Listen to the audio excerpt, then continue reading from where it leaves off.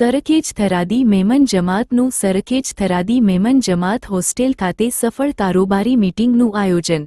સાહસિક અને સખાવતી એવી થરાદી મેમન બિરાદરી હરહંમેશ માત્ર પોતાની જ્ઞાતિની ફિકરમંદી ન કરતા સમગ્ર ઇન્સાનિયત માટે સક્રિય અને કાયાશીલ રહે છે।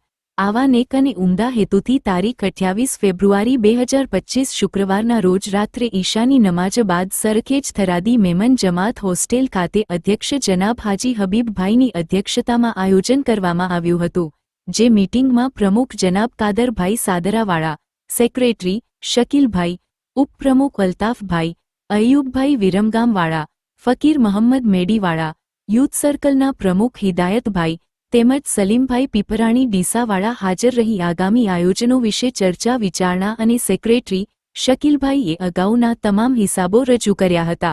દુઆએ ખૈર સાથે મીટિંગની સફળ કારોબારી મીટિંગની પૂર્ણાહુતિ કરવામાં આવી હતી। The news of Gujarat news ચેનલને સબસ્ક્રાઇબ, લાઇક કરો અને શેર કરો।